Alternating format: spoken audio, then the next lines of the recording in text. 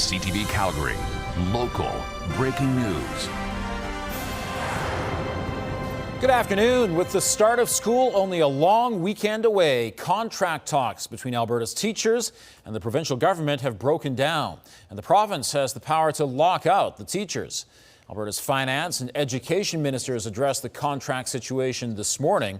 They said the provincial offer included a 12% wage increase over 4 years, and most teachers would receive even more. The province would also reduce class sizes by hiring an additional 3,000 teachers. Earlier this week, Finance Minister Nate Horner revealed the province is in a deficit position, and that makes it even more difficult to increase their offer. We don't want labor unrest. We want kids in schools. We've tried to come with a fair offer. That's what's on the table. And depending where this goes, I don't see that offer changing because the data doesn't show that it should. The province says its offer is on par with salaries earned by teachers in Ontario and other Western provinces. The teachers have already voted to authorize a strike. Following a ministerial order, Edmonton's Public School Board has created a list of books it will be removing from its libraries. It includes many of Canada's top authors and award-winning books. The list is long and includes A Handmaid's Tale, written by Margaret Atwood, along with books by Margaret Lawrence and Alice Munro. Aldous Huxley's Brave New World and George Orwell's 1984 are on the list. So is Forever by Judy Blume and Ayn Rand's Atlas Shrugged and The Fountainhead. All these books are being removed for containing explicit sexual content. A former Edmonton School Board trustee who was sent an internal document with the working list has serious concerns.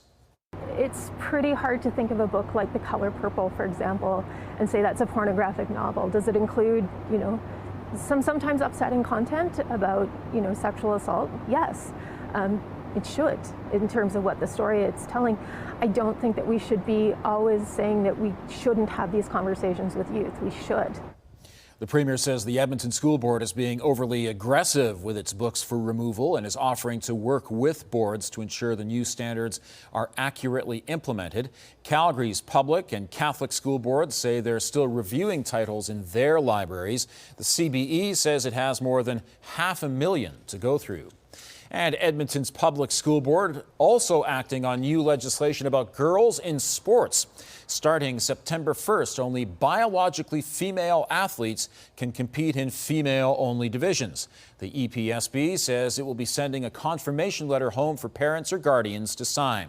There's no eligibility requirement for students wanting to participate in intramural events. An active shooter threat in northwest Calgary has been resolved and the suspect is dead. Just before 4 yesterday afternoon, Calgary police descended on the Crescent Heights and Rosedale communities to try to catch a suspect who is wanted on Canada-wide warrants. The man jumped out of a vehicle and began shooting at a home on Crescent Road where people were inside. The suspect then entered a second home with a woman and started shooting at police.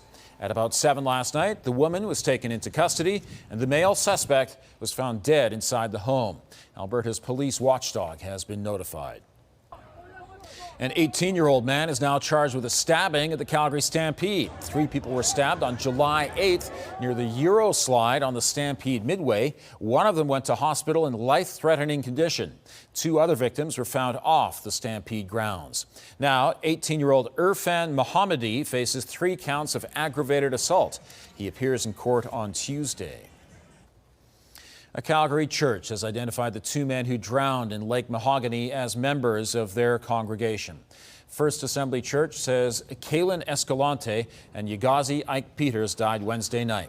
Police say the men, both 20 years old, were swimming at the time. Bystanders rushed into the water to try to save the men before emergency crews arrived, but their bodies were found later by dive teams. The church says words cannot express the heartache of this tremendous loss. It's been promised for years, but this time the province insists Albertans will be able to ditch their paper health cards.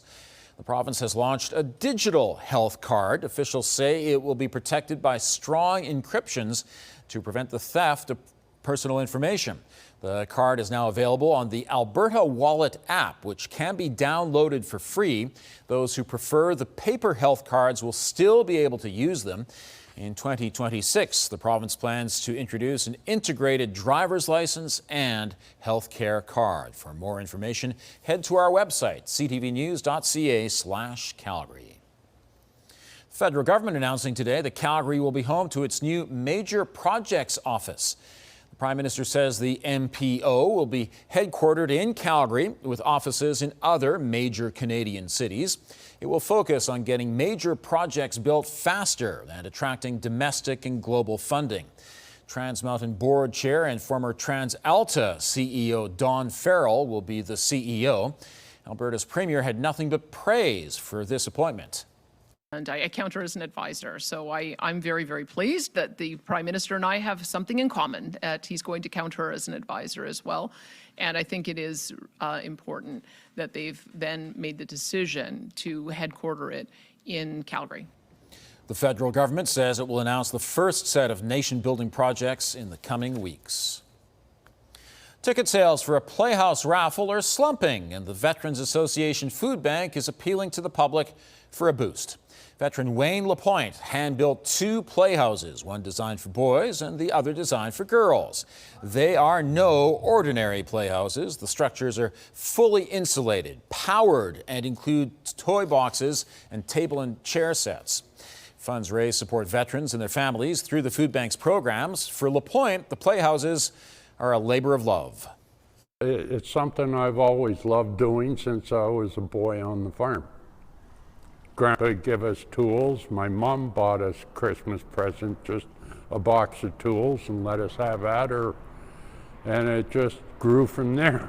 We've got such a plethora of things that provide for at-risk veterans or homeless veterans or veterans that just need help paying some of their bills or even putting food on the table. The food bank also says donations are down 80% compared to last year. Raffle tickets are available at the websites on your screen or in person at the food bank office on 28th Street Northeast. The deadline is Sunday at noon. Thanks for joining us. We'll have more on the top stories coming up on CTV News at 5 and 6 or anytime online at ctvnews.ca/Calgary.